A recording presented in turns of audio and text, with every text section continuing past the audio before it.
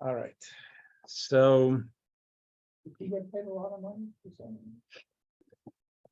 so today's lesson, we have a new book. Today's lesson touches on a topic that is of central importance, but it's one we really can't win. I can't win. And it's about suffering. And everybody likes, over 30-something years, conversations always end up coming back to Hitler and stuff like the Holocaust and individual suffering. And just as a preface, many, many years ago, I guess 1993, we had a professor from University of North Carolina. His name was George Schlesinger. And he came to speak about what's called theodicy. God and evil, God and suffering, and he was an observant guy. I think he certainly knew some Torah, but he came to speak from a philosophical standpoint too. But I'd heard that he has a way of dealing with it which is compatible with Torah. And he came to our condo in Spring Ridge for dinner. And I was talking to him a little bit, and he said something to me then. He said, when it comes to God and suffering, the answers that make you feel good don't really make sense. And the answers that make sense aren't going to make you feel good. Now, I'm not saying I'm totally buying into that encapsulation, but I think he captured something saying that someone's suffering, there's really very little you can do to address it. You have to stay far away from explaining it, which comes close to rationalizing it, almost excusing it. So it's a very tricky conversation. And a lot of it, to deal with suffering in a way that, in a Torah way, it takes a belief in a soul, an eternal soul. Otherwise, there's some of the answers are going to fall short. So, since I don't get to choose what the curriculum is, and it is an important idea to explore, we're going to explore this today with a connection from the Torah portion. So I'm going to share the screen, and actually, what's on the screen is not in our books. So the question they're asking is, how does one pull out of despair when life falls to pieces? Is maintaining belief at the point of the sword naive, or a noble wisdom passed down through the ages? Okay, so that's a little bit different than what I spoke about hope, maintaining hope during times of despair, but I'm talking about not just despair, but horror. It's not exactly the same. So if you look at the text 1 on page 4, we're going to look at,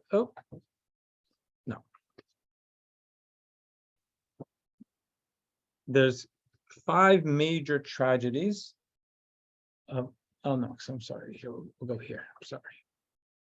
Here, 9th of August.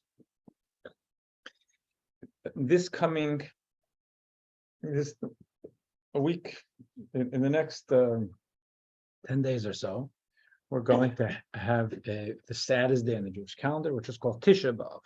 Tisha means 9th. Av is the name of a Jewish month. And here it tells us that on the 9th day of Av, a bunch of different things happened. It hasn't been a great day for us. Thank you. Number 1, it was decreed that our ancestors would not enter Israel. Number 2, the first Beis Hamikdash was destroyed. Number 3, the second Beis Hamikdash was destroyed. Number 4, Beitar was captured, which was after the second Beis Hamikdash, that was during the Jewish rebellion. After that's in the 1st century, 2nd century, Jerusalem was plowed over. And actually, in our modern times, I think World War I broke out on Tisha B'Av. Thus, when the month of enters, the Talmud tells us we decrease in joy. And here we have what's called, I believe, an infographic that tells you this. It hasn't been a wonderful day. So we're looking now and say, things happen. Sad things happen. Tisha B'Av is a time when we know it's sad, we face that sad things happen. Now the question is, how do we deal with it? So one way in, and as I say, the Holocaust is always the go-to place to talk about sad things happening, because it is the largest example in our lifetime, our recent history, our lifetime exactly. Text 2 is from Eli Wiesel. He writes, 35, he went to Poland.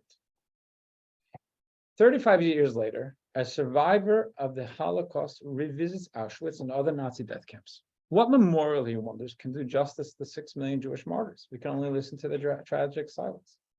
On the eve of Tisha B'Av, the day commemorating the destruction of the temple in Jerusalem, we, people, went to Warsaw's only remaining synagogue, which is on Nozik Street. We were welcomed by a dozen congregants, including 2 American rabbis. So in other words, 10 locals. The service was held in a small, dilapidated side room since the main synagogue was being repaired. Following custom, we turned the benches upside down on Tisha B'Av. We sit on normal chairs. There's part of the morning ambiance. And by flickering candlelight, began to recite the Eicha. That's the book from Jeremiah, the Lamentations of Jeremiah. How doth the city sit solitary that was full of people? And Jeremiah is talking about Jerusalem. As I read aloud the prophet's evocation of a desolate Jerusalem, I stole a look at the quote-unquote Jewish community of Warsaw. A few retired old people, haggard and worn out. And I was struck by the incongruity of the situation. The text was referring to Jerusalem, but it replied to Warsaw, to Jewish Warsaw. What is left of Warsaw? Its Talmudic schools, its cultural clubs, its Hasidic centers, its political groups, its sages, and its princes. A small Jewish theater nearby, a few offices, a Yiddish weekly, and the few meager candles down which wax drips like tears of agony. Boy, what are the words? The Jews of Warsaw are no longer in Warsaw, they are in Treblinka, 2 hours away. I guess I can go further down here. The Jews of Warsaw are beneath the stones of Treblinka. They are the stones of Treblinka. There they stand at attention, silently accusing. And there's nothing left to say. Well, another Kaddish? And another one? How many prayers can one say for an entire world? How many candles must one light for mankind? So as not to betray ourselves by betraying the dead, we can only open ourselves to their silenced memories and listen. Okay. So this is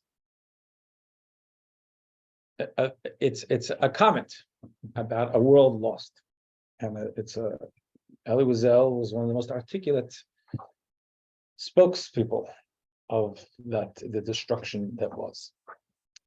Now, from on my end, anyone who went through the Holocaust, and even individual ones, when they're talking from their pain, there's nothing they can say that's wrong.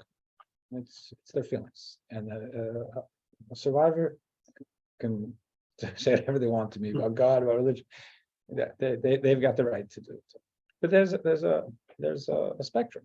My father-in-law, who lived through 7 of these camps as a young teenager, and my father-in-law saw horrible things that he says he never wants to talk about. Now, I'm just giving an example of a different survivor, because I think we're talking about attitude here, about how to approach it. From what he's told me, he does not wake up in the middle of the night with nightmares, a lot of things I've heard from survivors. I've been married, I know him since 1990. And he's gone through a lot, not only that, but I don't see him wearing it on his sleeve. But he speaks around the world on the Holocaust. Just to tell you where he is, I think either I was engaged or married. He told me a story. I don't want to spend the time in now. He told me a story about how his life was saved by an SS officer on the death march. And he concluded the story, which was fascinating. And he said, he tells me, and that officer was Elijah the prophet. Now, my father was a guy with a PhD in philosophy from NYU. He's a rabbi too, but he's an intelligent guy. So I'm sitting there and thinking, How do you know? So I said, maybe he was an SS officer with a conscience. Bad thing to say. It's the only time in my life I saw him blow up. He said, conscience? Conscience? Do you know what these people did? He said, throwing a baby in the air and sticking with a bayonet. He was screaming. How could I use the word conscience with an SS officer? He wasn't screaming at me. Maybe a little. He was. It was pouring out of him. So I know there's a lot of that in him. Same time, he has said many places in the world and said it around his table many times. He says his greatest revenge and triumph is that he has a family, a Jewish family. He's living as a proud Jew, and Nazis are in the dustbin of history. Morning. That book's not going to work. That one I gave out last week, that was a decoy. They sent me the wrong one. So in other words, he has a lot with him, but he's saying that he feels that his greatest triumph is to be able to show himself and the world that Judaism lives on. He's turning 90 in the fall. His plan is to take as many of his grandchildren and grandchildren and great-grandchildren to Auschwitz. We're scheduled to go to Auschwitz in October because that will give him the greatest thrill to walk there and say, "I'm here, you're not. We're Jewish. You lost." It's a very different attitude than an understandable one saying, they destroyed an entire community, which is also true. It happens to be that today, in retrospect, after what Elie Wiesel said in 1979, as true as it was, in 2023, there are 5 Chabad houses in Poland. There are a number of kosher restaurants. There are a number of Jewish schools. There are shuls. There are mikvahs. So there is something. But I think a part of what we'll talk today is about the attitude. And thank God none of us are living through the Holocaust, but it's not fair to individual struggles to say, well, the Holocaust is the Holocaust, and therefore our struggles, they're nothing. Our struggles are our struggles. And at the end of the day, the Holocaust was one person's tragedy 6 million times. It's the individual tragedies, and people go through individual tragedies today too, and it's to bring it home, not just as a historical thing.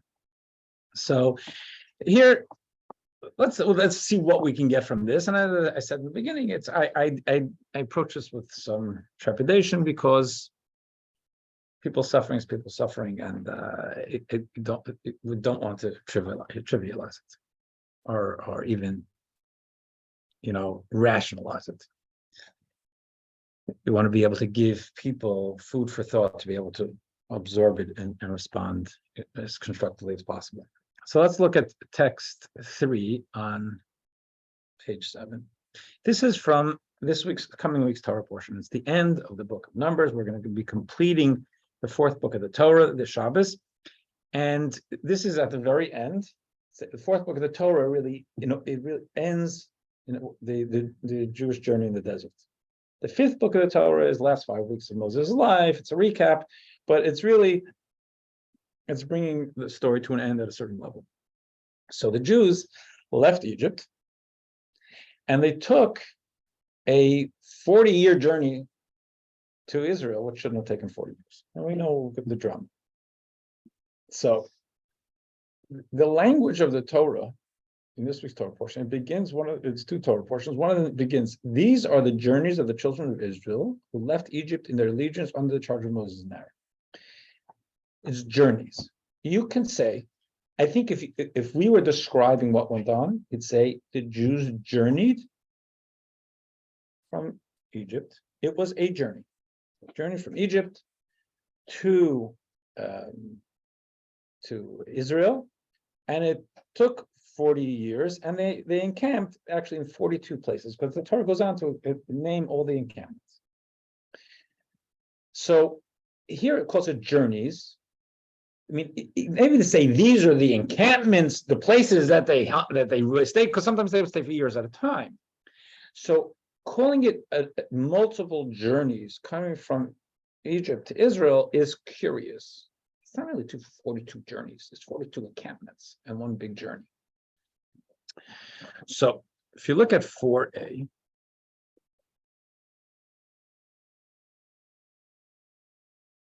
this is from, it says, this is from the grandson of the Baal Shem Tov. Know that I heard from my saintly master and grandfather, Rabbi Yisrael Baal Shem Tov of blessed memory, that these 42 journeys are the life journey of every person from the day of birth until we return our souls to our Maker. The day we emerge from our mother's womb is an exodus of sorts. We then travel from one journey to the next until we arrive to the eternal world of life in the celestial spheres. These journeys were certainly delineated in the Torah to teach us the proper path, so we would know the path that we must tread all our lives from one journey to the next.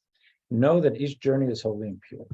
So looking at this text, which is certainly, it's a Torah text, which is a historical text. This is what happened. We're wrapping up the story. 40 years in the desert are gone. The Jews are moving to Israel. So here's a recap. 42 places they encamped. We call it all a journey. It's funny language.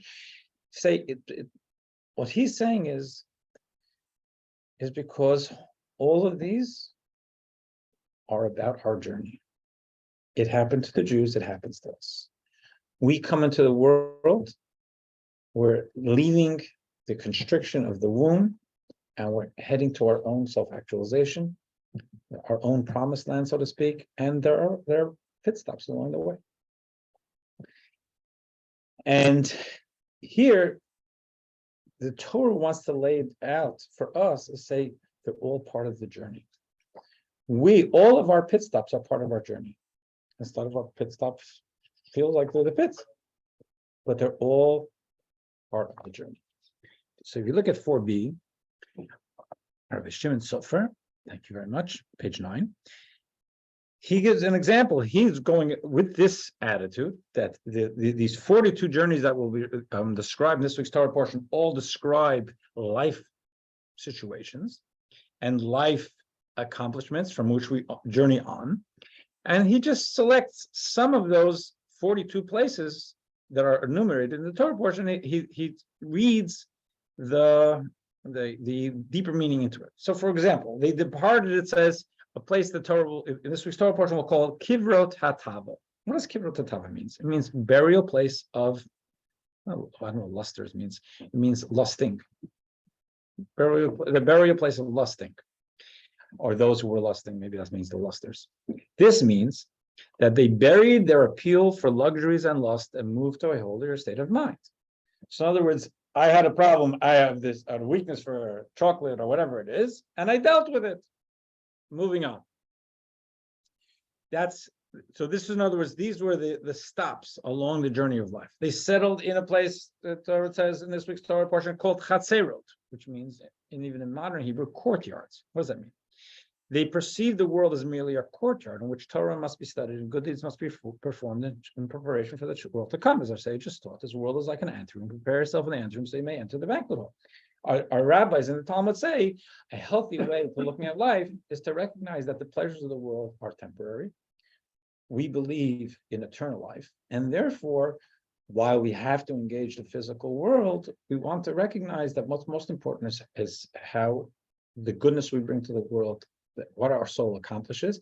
And therefore, if everything in my life is about how many marbles I'm able to gather here and how big my triceps are, all of that, then it's, first of all, if you lose your marbles, there's nothing, I mean, lose your marbles, but if you lose a person who's everything is, their self-image is all in their assets and something goes wrong, oh no, what do I do now? Or what happens if, God forbid, someone is all about their beauty and God forbid something happens, what do I do now? If we look at the true value of life as being beyond the physical world is an important, is critically important, but not the transience of it. It's what we can accomplish in the physical world. He gives another example. They departed Chareda actually is, and fear and trembling, and settled in Makelot. Those are two words. That's what the Torah portion says. What does that mean? If we're unified and at peace with each other, no harm can befall us. They departed fear and trembling because they were settled in union. Okay. And then they says another example. He brings. It doesn't go through all 42. We wouldn't have time for it. They departed in Makelot, unity, and settled in a place called Tachat, which is a lowly sphere. When they departed from unity, they had to settle in a lowly sphere. They remained there until they changed their ways and eventually settled in mitka, sweetness, and yatvasa, goodness. So what does that mean? So the Torah, according to this reading, when the Torah is telling us in this week's Torah portion about the Jews settling in 42 different stops on their way to Israel, it doesn't want to talk to us only about the stops. It wants to talk about, say that all of those stops were all part of a journey. It's not about where they settled.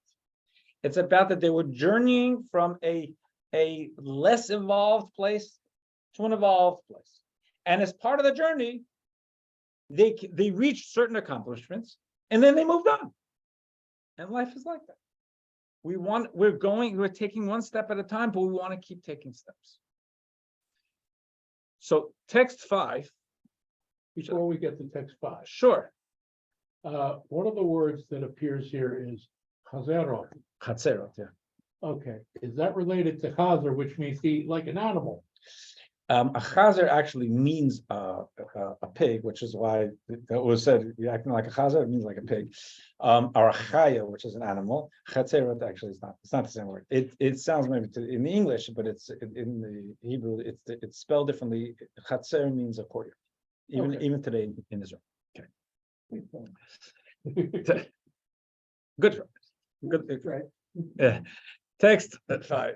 The word travel is limited to the narrow act of moving one's legs, namely uprooting from one location to another. It's entirely possible that despite moving to a new location, one maintains a psychological attachment to the previous location. By contrast, the word journey connotes a clean psychological break from the previous place. He's noting that the word that is used in the Torah is not that they traveled from here and they stopped. It's journey. And this rabbi is a very one of the classic commentators on the Torah is saying that journey means you left, you arrived. Another journey is you left this place and you arrived, which means that if I'm in a certain frame of mind and I want to evolve and today live life at a higher level, one thing is living life at a higher level. Another thing is really being able to psychologically get past what's keeping me there. In other words, you can take people out of Egypt. You can't necessarily take the Egypt out of the people. It goes with them. It's a mindset. So here in journeying, the idea is the phraseology, the verbiage of the Torah is precise. The rabbi is telling us that it's a picture of us going through life, evolving, making ourselves better people, bringing goodness to the world, and going from step to step in our lives where we are seeing what we need to unplug from, and moving on, not moving on and taking some of the part of us that we really don't want to bring with us. Text 6. This is from the Rebbe. Our ancestors viewed reaching their encampment not only as an achievement, but also as a prelude to the next journey. The very fact that they were journeying forth from this place made the encampment a launching point, and therefore an integral part of the next journey. Even though the next journey would only begin after they had rested, the primary attention of this camp was the journey that would follow. The inner dimension of the camp was not just a place to rest, it was also a place in which the journey. In other words, the camping is also part of the journey. Think about it this way. When I grew up, we're just talking about a Shabbos, I was never on an airplane. I was never on an airplane because I never went anywhere. And we never went anywhere because why did I have to go anywhere? So my father worked and I went to camp, whatever. There was just no such thing. Now, his mindset and this is very much the Rebbe's mindset, was life is given to us to use to accomplish. So he couldn't even get his mind around the idea of a vacation. As he got older, he would tell me, don't do what I did. What I did. Go away, but use it as a time to recharge your batteries, to come back into the game and do a better job at productivity, because you can run out of gas otherwise. It's very too. Who was this? It told you? I felt Okay. he does. Yeah. You know, there were times I told him I was going to take my kids away, my family away for 4 or 5 days. What? What are you doing? What's going to be? And who's taking care of it? It just didn't calculate for him. Now, and I respect it a lot. But the point is, and the Rebbe was very focused. The Rebbe never went on vacation. He was trained by somebody. Well, it doesn't mean that I have to do that. The idea is, if I take a day off so that I can refresh myself, my relationships, my brain, so that I can re-enter my productive life with renewed energy and sharper focus, it's a good thing. And it's not taking time off from productivity. It's part of the productivity. I have to sleep, right? Is that time off from productivity, or is it energized to be able to have a productive next day? The Rebbe, just put it here also, the Rebbe saw retirement in a similar way, to just cut back on the stress of a job, that makes now use your skills, your talents, whatever it is, to be able to keep being productive. It's shifting gears as it's still part of the journey. It's not now I do nothing. Now I do something else. Now I'm being productive in a different way. But now we're never really getting off the productivity journey. Okay. So now, having framed that, we're going to look at text 7, which is optimism and tragedy. Now, what I had said in that review here then is that dealing with tragedy or dealing with Holocaust is a very, very touchy thing, and it's my experience. It's very careful, because you're talking to someone who's suffering. Let them suffer. Let them, just hug them, empathize, feel the suffering. Don't explain it. That could be one of the worst things you do. Now, saying that suffering is either just buck up, and on the other side you can do it, also can be a very unempathetic thing to say. Another thing is say that there's always something good that comes out from the suffering. It's not that you can't show that in the lab. Now, if you believe in the journey of the soul beyond the physical body, that changes the calculus. But you got to be really, really careful about taking suffering that anyone sees as suffering and framing it somehow as a positive or something that they could deal with better or whatever. So That's in the category of, or at least they'll be in a better place. Yeah, and you gotta really be careful with this stuff. Okay, so I've seen enough of those well-meaning disasters.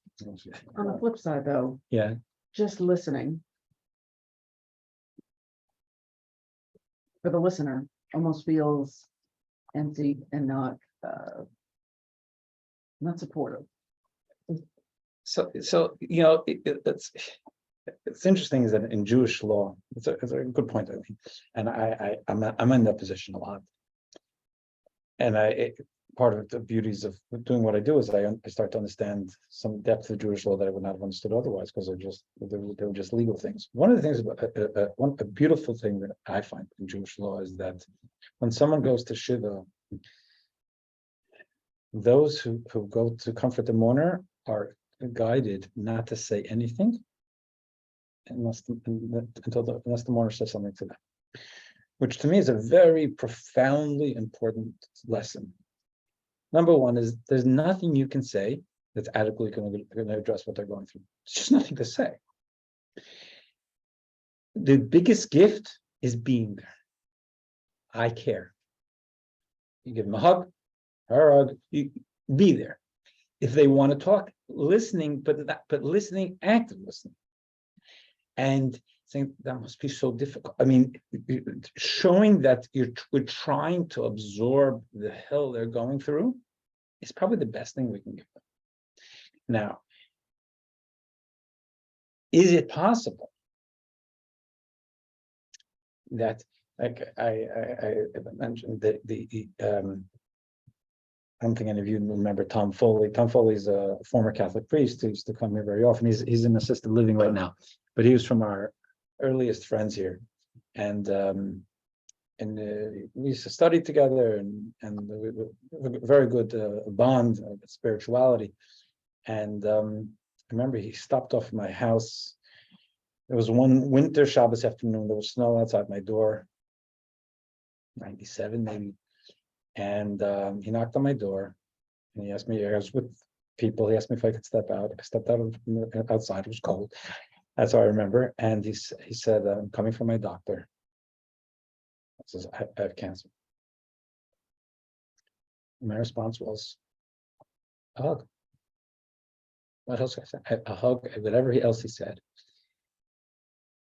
But once he settled in, and he said, let's talk about, he wanted to learn more about suffering. And then once he opened the door, we were able to talk more about it. And at our annual dinner that year, he stood up and he spoke about his journey and the spiritual, how he's framing it spiritually. But he found that.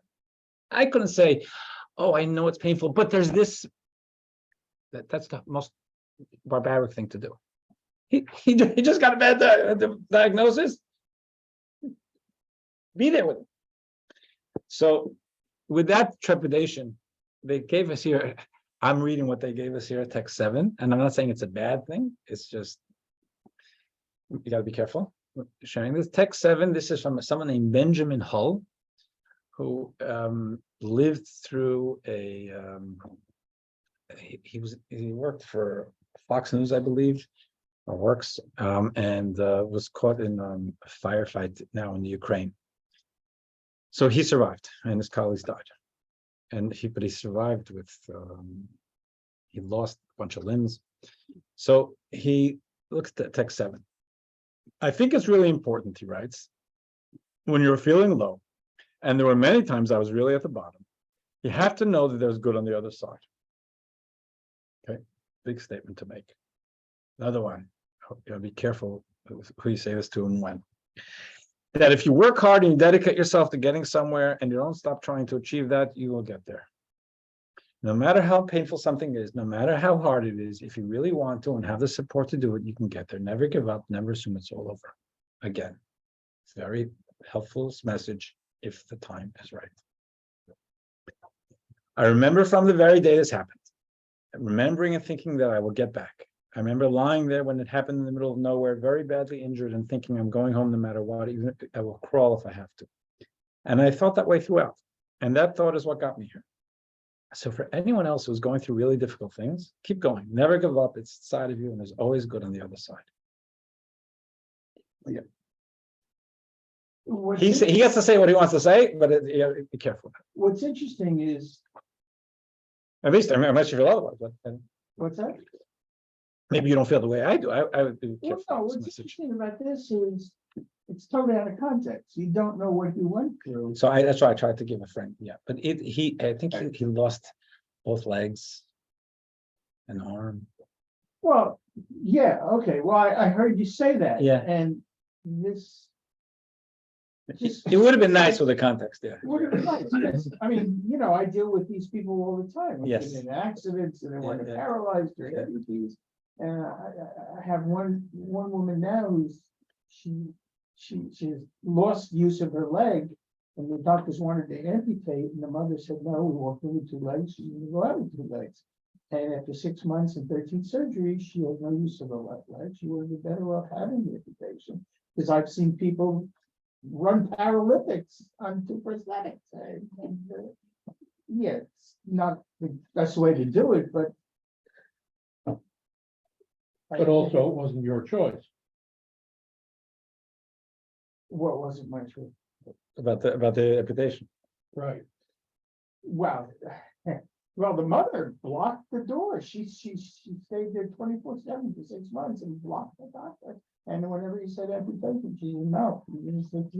I think she's caused the daughter's problem. But no, the point is that I've seen what can be done. And so I look at it. And everything in between, I'm sure, Right. you had it. as well. Yeah. And it's just- I think the key thing is in terms of context, right? You said when it first happened, right? So he was with his crew, he was ambushed. You wanna know what happened? Yeah, but I said that before. He was a little screw. I know, Yeah, But Thank you for being here. yeah. he was ambushed, he had his 2 colleagues, who knows what happened to Yeah. him. And right there, he's saying, I'm gonna get home. Which is it's a beautiful thing. If I'm talking to someone in a hospital bed, I'm not sure that's exactly the thing for me to say. Because am I criticizing their attitude? Mhm. So again, some of you might find this very inspiring. And it is inspiring at some level. What I'm saying is that without the context and this is not giving us just usable one-liners for people in pain. There's no such thing. But I think the point, to me, the point is, this is something that came from within. Yeah. If somebody told him, as opposed to someone telling him, oh, that's good on the other side, he's like, what are you talking about? Right. Well, yes. Okay. So for him, God bless him. Yeah. Absolutely. God bless him. It's a wonderful attitude. I'll totally admire his attitude. So now the question is, can I transplant it to someone else just by talking about it? Mindset. I totally agree. So this is that's the Benjamin hole. We'll call I that. think that's like a natural thing a lot of times for people who've gone through like a terrible suffering and, sort of persevered in the way that they feel is positive, that if they only could transmit to other people something, how they did it, that it would help other people to do it. And sometimes people do find inspiration, just because everybody doesn't find inspiration doesn't mean it's not valuable as a teaching or whatever. So It's Valerie, I agree with you 100%. But if I, God forbid, I knew someone who had a similar type of situation and I just heard about it, and now that person's in the hospital bed, one well, if probably you brought them the catalog of prosthetics or whatever, it would be a terribly insensitive thing to do, No, but on the other, no, what I'm saying is, let's say I go and I hear their pain, and then I ask them, I have a friend named Benjamin Hole who went through something similar. Would you like to talk to me? That could be very helpful. But for me saying it could come across Well, very that's insensitive. what I'm saying, that a person who's had whatever, Sure. they can often offer to people. I mean, that's the whole right idea, that you have those things, don't drink and drive, and somebody comes and shows you what happened to Right. them because they did, and things like that, So so he could be of tremendous powerful help to the world, people who are going through this, because he's got the street cred. Guy like me, get my mouth shut. I've never been through it. I want to hear, listen, and see if I can gently guide. If another way of looking at it is some one of the great heroes of this type of thought, Viktor Frankl, text 8, who went through Auschwitz and wrote his book Man's Search for Meaning, which is they sold, I don't know, 30 million copies. He says, we must never forget that we may also find meaning in life, even when confronted with a hopeless situation, when facing a fate that cannot be changed. And this is an important thing for me. Say there's always good on the other side to someone who has terminal cancer. What am I talking about? How do you say something like that? I mean, just in the normal run of things. He's saying, so we want to deal with that a little bit. For that, what then matters is to bear witness to the uniquely human potential at its best, which is to transform a personal tragedy into a triumph, to turn one's predicament into a human achievement. When we are no longer able to change a situation, just think of an incurable disease such as inoperable cancer, we're challenged to change ourselves, to be able to grow and adapt and be able to live day to day with our humanity and not be crushed by the problem. Let me cite a clear-cut example. Once an elderly general practitioner consulted me because of a severe depression, because he founded something called logotherapy. He was a therapist. He could not overcome the loss of his wife, who had died 2 years before, and whom he had loved above all else. How could I help him? What should I tell him? Well, I refrained from telling him anything, but instead confronted him with the question, what would have happened, doctor, if you had died first and your wife would have had to survive you? Oh, he said, for her, this would have been terrible. How she would have suffered. Whereupon I replied, so you see, doctor, such a suffering has been spared her.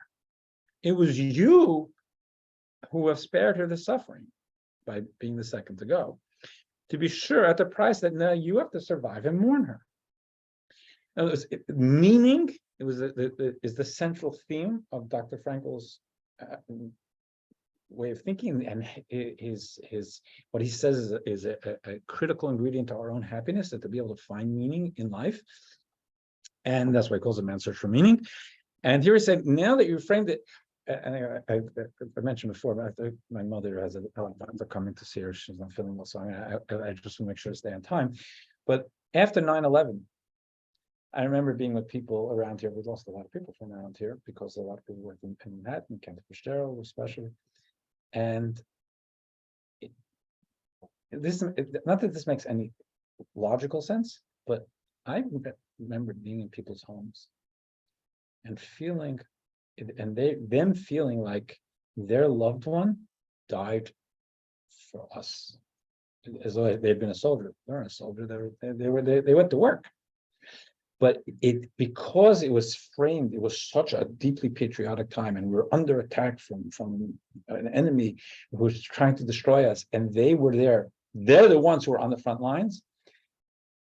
It was easier for them to handle than if they'd been just killed by someone as they were crossing the street by car. It's like it was for the country.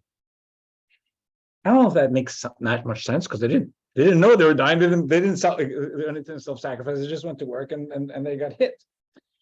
But I saw the beauty, and I went with that line, because it was easier for people to take as that they were the front lines. They took the hit for all of us. What does it mean? They're framing it in a meaningful way. It's easier to absorb it.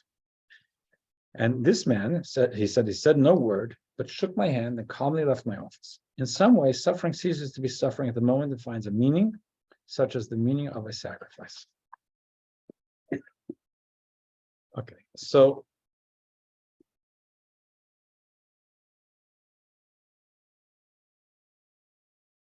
in text 9, there's something from the Rabbi, which is taking it to a different level. He writes, and this is a Kabbalistic way of saying things, to explain the only purpose of descending into the dark experience of exile, and exile means disconnect from God. It can mean the pains of a Sunday in 2023, it could be the destruction of the temple, it could be the Holocaust, it could be just aggravation on a regular day. Is the phenomenal redemption that will follow. It is a fall for the purpose of a subsequent climb. It's only by falling into the darkness that you can climb to dizzying heights, even higher than the level from which you fell. It is like the intensity of light that can be experienced only after emerging from darkness. If we can go back, I'm sure everybody alive has had moments of suffering. I think it's part of the journey. We go back and say, I went through that. Maybe that was the lowest part of my life. It was the depths. And I made it through. And I'm on the other side. Still got problems. But to look back and see, hopefully we look back and say, we grew, we became, we managed it in a way where we held on to our soul. We tried to stay, not get totally swallowed up by it. We strengthened relationships with loved ones because they're a support network. There are times where we don't ask for those times, we don't celebrate those times, but they can be growth times. In a very, I'm not presenting myself as someone who's had tremendous suffering in life, but everybody's got their deal. But something that jumps into my mind, and some of you may have heard from me, when I first moved out here, I had some, again, I don't want to spend too much time, but I had some crazy situation where I lost 4 different pieces of vision. So I have 2 pieces of peripheral gone and 2 pieces of central vision gone. So like right now I can't see your mouth. I live with it. I don't even think about it. But when the doctors couldn't control it, I really did think I thought I was losing my sight. And I had doctors in Cornell. I was going up to Boston. I had top doctors. They could not figure out what was going on with me. And they're giving me prednisone. They're pumping me with stuff, and they're checking me out. I spent a week in Cornell. They're taking apart my body from top to bottom. Couldn't find out what it was. And every 6 months or so, I would lose another piece of vision. I was 24 years old with two babies. I don't know. It was very scary. And I remember sitting on an airplane going to Boston, thinking, I can't do this too much longer. And think, what's going to be on the other side? What will my life look like? I'm blind. Baruch Hashem, an angel of a doctor helped me out. He's passed away a long time ago. He was 83 when he helped me, and that was a long time ago. But one thing is, every time I walk into a hospital, and I go into hospital often, and I see someone lying there, I think of myself. And I think of my fear, and I think of my uncertainty, and I think of my vulnerability. It's helped me. It's helped me because, again, I wish it hadn't happened. And I wish I could find my empathy a healthy way. But I took some of that with me, and in retrospect, I'm not getting into God's bookkeeping, and I'm not saying I'm glad it happened to me. I'm not. But there's growth that happens and sometimes it's just in the sensitivity. Like I said before, this Benjamin Hull, he went through hell, and that's horrible. And of course he doesn't wish it happened, but it puts him in a position to be able to help other people. But again, God's bookkeeping, God's intent, I have no idea. I'm not saying, oh, God wanted it to happen to him so he can help other people. That's terrible. I'm not God's defense attorney that way. But I say, once it's here, use it. So, and that's what the Rebbe is saying here is also the struggles in life, they teach us things. Text 10. And this is a great, one of the Sephardi greats, his name is Chaim Ben Attar, the Or HaChaim, one of the classic commentators on the Torah. He frames it in Kabbalistic language, and that's kind of it's what I was talking about before. Text 10 said the Jews traveled through the desert to collect the sacred sparks that resided. What is sacred sparks? In Kabbalistic thought, there's the idea that there are morsels of meaning to be actualized and collected and gleaned from the world. And situations, say right now, a situation presents itself to me. How can I make the most of it? What is the meaning I can get out of this? Someone says something nasty to me. I've got a stress, something that ran my control, something happened. My response is one where I get to choose whether I just instinctively act out or I try to respond in the most meaningful way possible. To use the challenge that was handed to me, not just to lash out emotionally because I'm upset about it, but to do it constructively for my own growth and hopefully to the benefit of those who I'm dealing with. Those are called sparks. So anywhere we go, and this is very much a Hasidic and Kabbalistic way of thinking of things. your average Hasidic person, they get stuck in an airport. Or they have to go, the flight was delayed by 4 hours, or they have to go from Orlando to New York through Montana.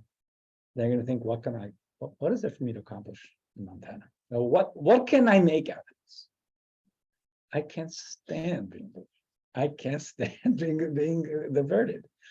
But if I think about it and say, maybe there's something here for me. What can I do to make the most of this? Speak to the people. Maybe you meet someone new. Maybe there's something that we can, a spark of goodness that comes to be between people, but just make something out of it. Because if someone say, you're going to get this diversion and come in 12 hours later than you thought you were going to, but through that add to the quality of the world, that's a little more swallowable than just the things, some schmendriks, there's not enough air traffic controllers or whatever it is. And you could add it to the places you've been. Yeah, absolutely. Or make a Broadway show out of it, like the people that got diverted on the plane come from away or something. They met all these people and. Okay, see, I didn't even know that one. I have to see it so I can add it to my store. I'll go to Broadway and I'll pick up a spark of meaning there. Okay. So in this wasteland, otherwise inhabited by snakes, vipers, and scorpions, God's people marched through that desolate wilderness to liberate the holy sparks from imprisonment. This is why our ancestors settled in one place for a year and another place for 12 hours. Each was according to the number of sparks they had to collect.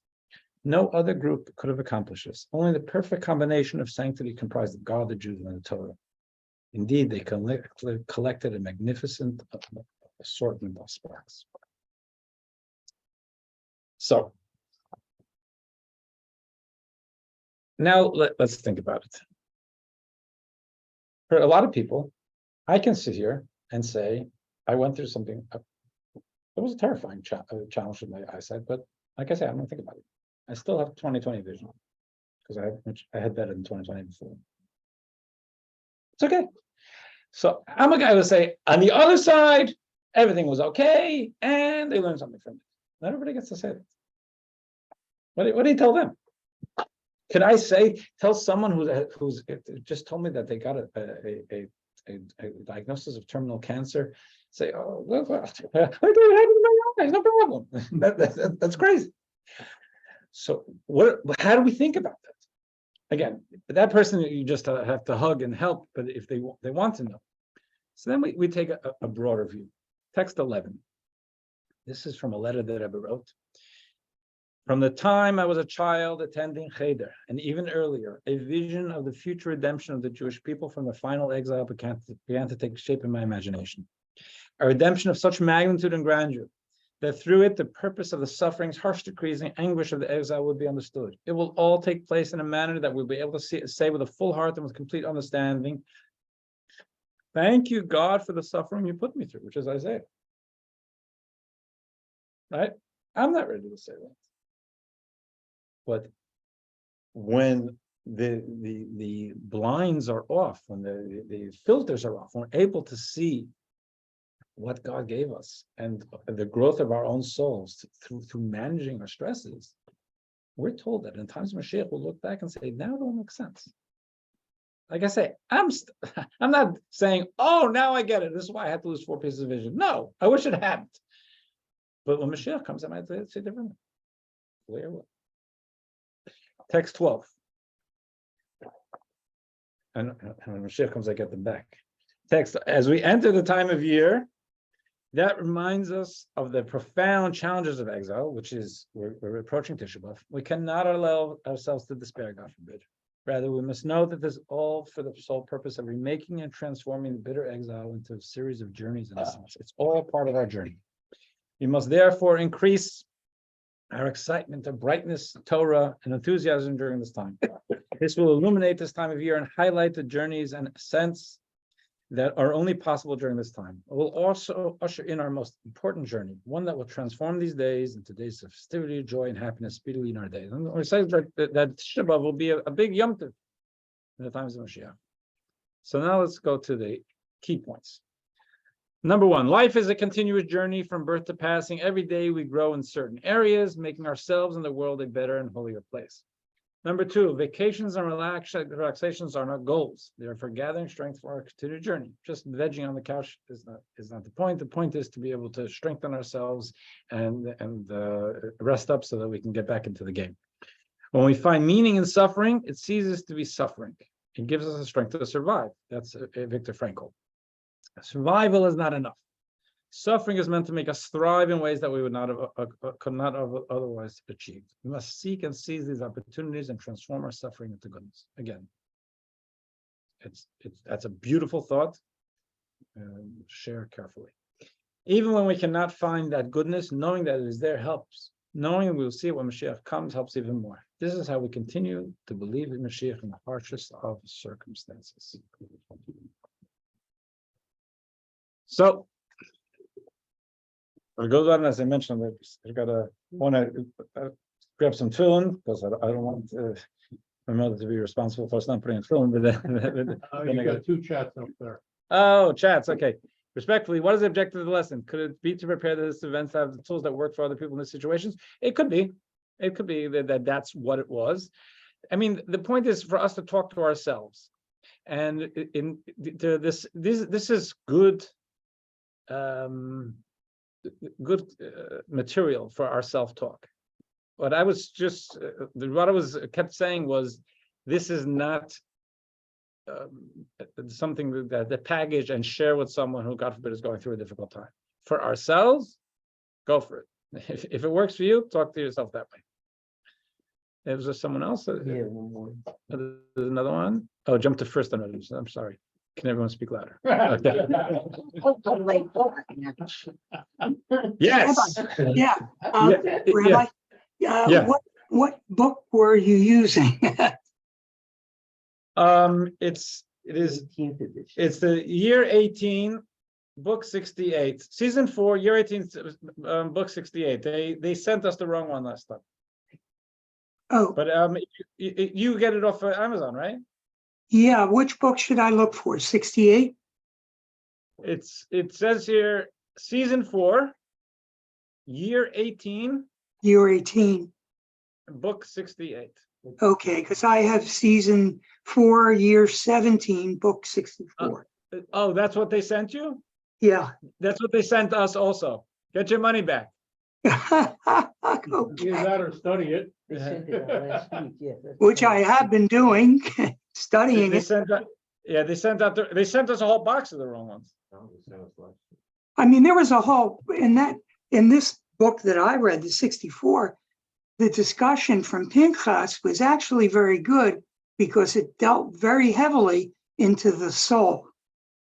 And I was kind of hoping that we would discuss that, but we came upon another Maybe subject. another time. I don't know if that's the book we have.